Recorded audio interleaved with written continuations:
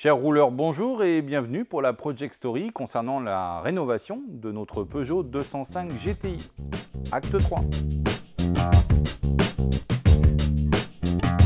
Allez, j'en profite pour vous remercier. Vous êtes extrêmement nombreux à suivre les vidéos. Vous êtes plus de 800 000 sur la dernière parution. Donc pour ça, merci beaucoup. Et vous êtes également très nombreux à vous abonner. Donc je vous encourage à continuer à vous abonner, à partager et à liker.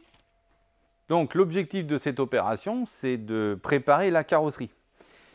Donc il y a une grosse préparation qui est faite, ça nécessite beaucoup d'heures. Vous avez bien compris que je suis parti dans l'objectif de faire une rénovation et non pas une restauration.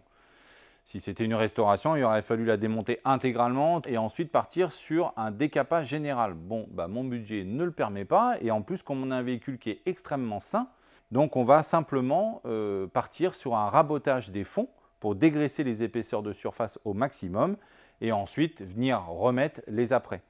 Vous avez remarqué, j'ai favorisé les apprêts sur les latéraux parce que j'ai un capot qui est dans un état parfait. En plus, c'est un capot de boîte auto, donc j'attends un capot que je changerai ultérieurement. Et notre pavillon qui est également intact. Donc, ce qui fait que j'ai favorisé le dressage des volumes du style sur les deux latéraux.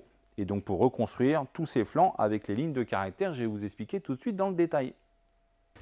Donc première chose qu'on a fait, c'est qu'on a fait faire un débosselage complet de toute la carrosserie pour supprimer tous les impacts afin d'éviter tout positionnement de mastic. Donc on a commencé par raboter la voiture, ce qu'on appelait chez nous le volume 1. On a dégraissé au maximum les épaisseurs existantes. Il n'y en avait pas beaucoup, fort heureusement. Mais c'est certainement, on avait des couches antérieures qui réagissaient avec le temps et c'est les petites auréoles qu'on voit un petit peu partout sur le véhicule. Donc ça, c'est souvent des incompatibilités chimiques entre les couches, entre les anciennes et les nouvelles couches. On a ensuite passé un apprêt polyester, donc c'est l'après garnissant, volume 2. Et on a tendu déjà tout le design, donc on a travaillé avec les ouvrants montés, ce qui permet de caler l'aile avant, la porte et l'aile arrière en même temps. Et ce qui nous permet également d'assurer tout l'alignement design, c'est-à-dire les gouges au niveau des baguettes, la ligne de quint ici, la ligne de vitre. Et ensuite, j'ai pu raboter, donc je travaille avec un rabot électrique ou un rabot à la main, pour pouvoir dégraisser l'ensemble de l'apprêt sur tout le flanc de la voiture. Donc là, on est sur une phase qui est plutôt importante et sympathique à traiter, c'est la ligne de quint ici. Et donc là, j'ai déjà dégrossi sur l'apprêt polyester et là, on va l'affiner sur l'apprêt polyuréthane. Donc là, on est en phase de volume 3, c'est le dernier apprêt, c'est l'apprêt isolant. Et donc là, on est en train de poncer ici au 320. Donc ça, c'est le grain du papier. Et on va pouvoir commencer à révéler le design originel de la 205, la 205 GTI. Ceci dit, le style général était commun à tous les modèles.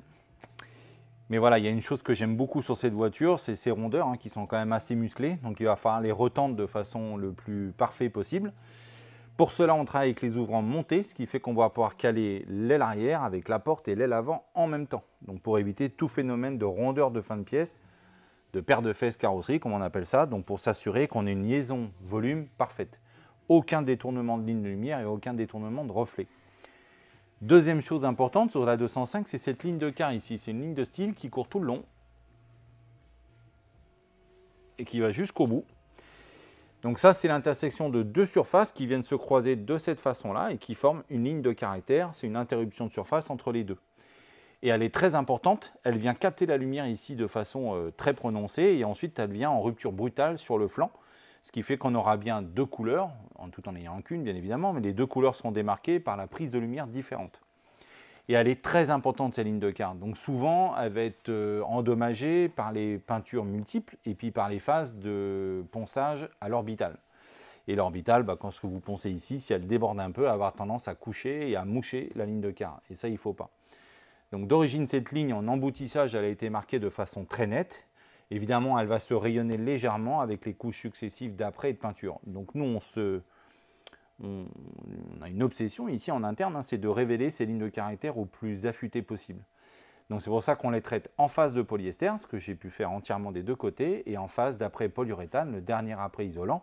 Et à chaque fois, on va répéter ces phases de dressage de plan de référence, ensuite positionnement du tape de guidage pour dessiner la ligne de façon parfaitement homogène, linéaire, avec des courbes en tangence parfaite. Et ensuite, on va venir lécher le contre-plan, comme ça, en ponçage, pour venir effleurer parfaitement le tape de guidage. Vous avez vu, il y a une petite ligne blanche là. J'ai laissé exprès, lorsque j'ai poncé la surface, j'ai descendu légèrement mon tape pour laisser apparaître la petite ligne plus blanche où il n'y a plus de guide de ponçage de la surface de référence.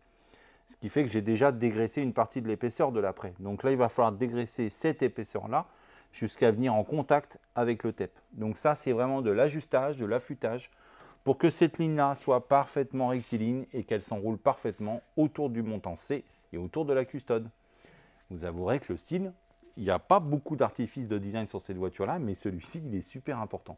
Et là, je pense qu'on s'est pas trop mal débrouillé.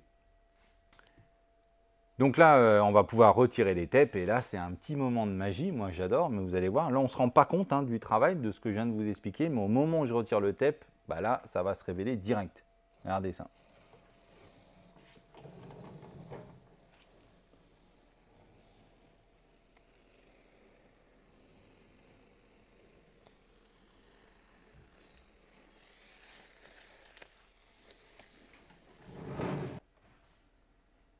Bon, bah voilà comment on révèle une ligne de quart. Vous savourez quand même que c'est quand même plus sympa, c'est beau.